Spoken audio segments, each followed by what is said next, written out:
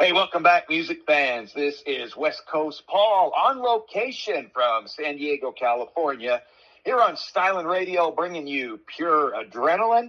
Got my cohort back in the Midwest, Izzy. Hey, what up, Izzy? What's up? What's up? What's up? Yep, it's 11 o'clock hour and almost time to get out of here for the day. But hey, did you see that special about Vanilla Ice and the Pablo Escobar? And they made a part 2.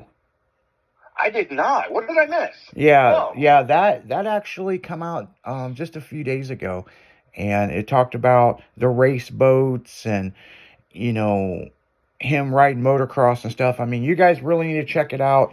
Go to Vanilla Ice on YouTube, and you can see that full interview. But some of the stuff they talked about in that interview was just crazy. About the drug runners would dredge paths around these islands that they were like, Vanilla Ice was like, they're only like a foot to 2 foot deep, and they would actually go in there with submarines and dredge snake lines.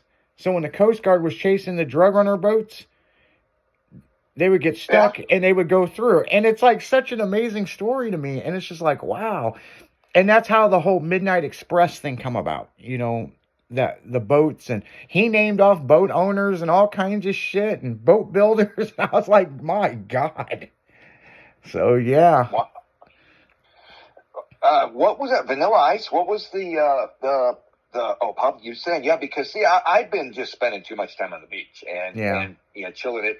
I want to watch this thing. I'm going to go hunt it down now. Yeah, now you mentioned it because that fascinates it's me. pretty wild, and they talk about the stuff with Madonna, and the reason why he broke up with her is because she wrote that sex book, and he had no idea that was happening. And then when it happened, he's like, "I never gave you my permission. Like, what the fuck?" And it was done. But she did propose to him. And, clearly he said no. And, yeah, it's a pretty interesting story. So.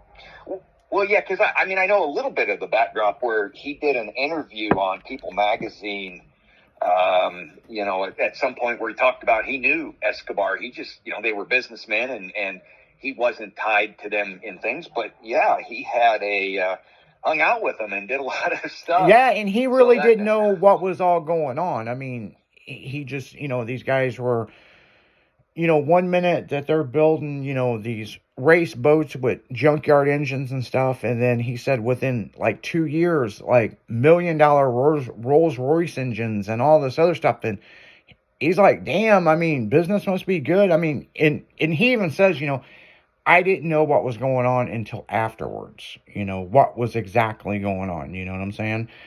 But yeah, Rob Van Winkle, Vanilla Ice, he's major superstar in the music industry, but in the same sense, he's a superstar in motorcycle racing. So, I mean, hats off to him, and he's still performing, building houses, and he's always got something going on. And, Rob's been a good friend of mine for years. And he's one of the good guys in the industry. You said he's had a great career, successful one. Yeah, he's had his ups and downs. I mean, almost everybody in this industry has had their ups and downs, and that it's the nature of it, especially if you've been around a while, because a lot of the 80s and 90s were in the 2000s, being part of the rock scene was being part of the drug scene. It was one of the same, or the party scene. We'll just put it that way. And it was insane. There was so much money back then before, audio or music sharing, that if you were one of the lucky ones to get inside of a music or get involved with a music studio, they had the world hostage with your music. And so everybody, the very few people, but the ones who were there, made a boatload, and they got to spend it in ways that were, they're really creative. And so when you mentioned him in his interview, having a friend like Pablo Escobar, I guess, is a good thing if you need somebody to help you out in a tough situation. He was known as pretty crass, but I've got to watch that thing, and then I'll get a little bit more on it, because I didn't know it was on, and that fascinates me. But the one thing I do know about Pablo Escobar is his a group of guys that were around him. They called them the Cocaine Cowboys. Yep, he talked about the Cocaine Cowboys on there. Oh, okay. Now I got to see it. I got to check it out. Any other things you got with him, stories or stuff? I know you've known him for a while. Yeah, I mean, I didn't, I went to college down there in FSU, and then we ended up meeting Rob, and I used to play basketball with him, Okay. and, he went to a lot of the nightclubs, and he rapped, and he was a dancer, and next thing you know, he's all over MTV. Yeah. It blew up real quick, and then he did a bunch of tours, and next thing you know, he was growing dreadlocks out and riding motocross again. So it's like, I mean, the guy's number one on the radio, but yet again, he is, it's just weird, the whole time frame of all that stuff, So yeah, and it's keeping up with him a little bit. I know that he's got a daughter, his children, and that he's considered a tremendous father now. He's like a lot of everybody that you grow up, you live through it, you learn from it, and if you do, you can become, I don't want to say, normal, but in a way, he's chilled out. He's still successful, and he's learned how to do it all. You don't have to party to be successful. And a great family guy. And I said his daughter, another one I saw of a clip that, she worships him, and everybody talks about him being a tremendous father. So music is good and important in doing your thing, but man, having that family deal is also pretty badass. Yeah, exactly. I mean, yeah, my hat's off to him. I mean, he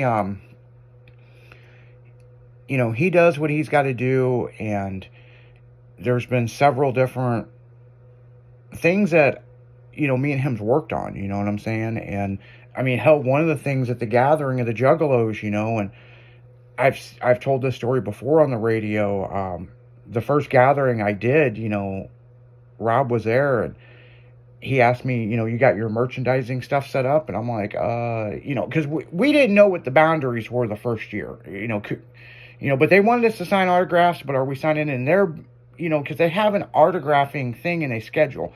But Rob had this whole big thing there. Next thing you know, I'm wearing all the Vanilla Ice gear, his clothing line and stuff. It was super cool. But I'll tell you something about Rob. So one year, we were down there doing the gathering, and you got to remember the hotels are like 45 minutes away, right?